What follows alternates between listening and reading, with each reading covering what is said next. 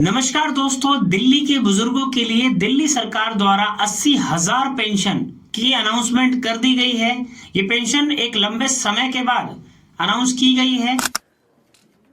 दिल्ली में 80,000 नई वृद्धावस्था पेंशन खोली जा रही हैं, जिसमें दिल्ली के बुजुर्ग लोग आवेदन कर सकते हैं, जिसे आप सीनियर सिटीजन पेंशन, वृद्धा पेंशन या फिर बुढ़ापा पेंशन के नाम से जानते हैं।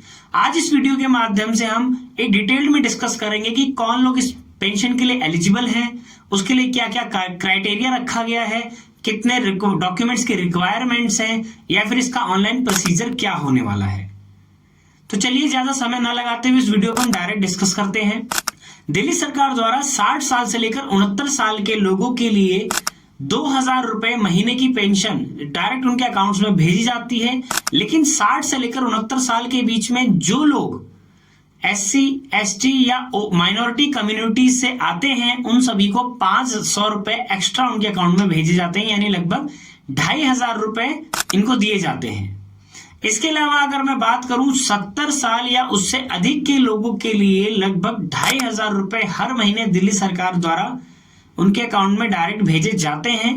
और मैं आपको ये बता दूं कि दिल्ली सरकार द्वारा ये जो पेंशन है सीनियर सिटीजन, ये पूरे भारत में सबसे ज्यादा दिए जाने वाला अमाउंट है।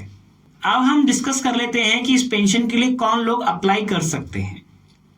तो इस पेंशन के लिए वे लोग जो 60 साल से जिनकी आयु अधिक है, इसके अलावा वे लोग जो दिल्ली में कम से कम 5 वर्ष से निवास कर रहे हो या रह रहे हो, यानी उनके डॉक्यूमेंट्स वहां पे अवेलेबल हों, वो व्यक्ति जिसकी पारिवारिक आय 1 लाख रुपए से अधिक ना हो।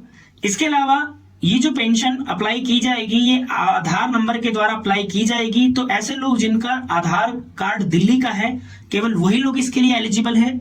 इसके अलावा व्यक्ति का डायरेक्ट एक सेविंग बैंक अकाउंट होना चाहिए, जिसमें डायरेक्ट उसकी जो धनराशि है उसको भेज दिया जाएगा और वो आधार कार्ड से लिंक होना चाहिए। इसके अलावा जो व्यक्ति पेंशन के लिए आवेदन कर रहा है, उसकी किसी अन्य प्रकार की कोई भी पेंशन वहां पे ना लागू हो।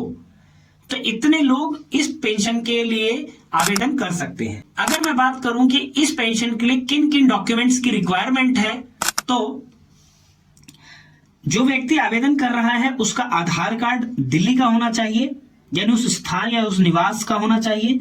इसके अलावा उसके आवास संबंधी दस्तावेज, यानी जो उसके रेजिडेंशियल डॉक्यूमेंट्स हैं और उसी की प्रेजेंट एड्रेस पर वो होने चाहिए। इसके अलावा एक बैंक अकाउंट होना चाहिए, सेविंग बैंक अकाउंट जो होता है, और वो आधार से लिंक्ड होना चाहिए। मैं ऑलरेडी आपको बता चुका हूं।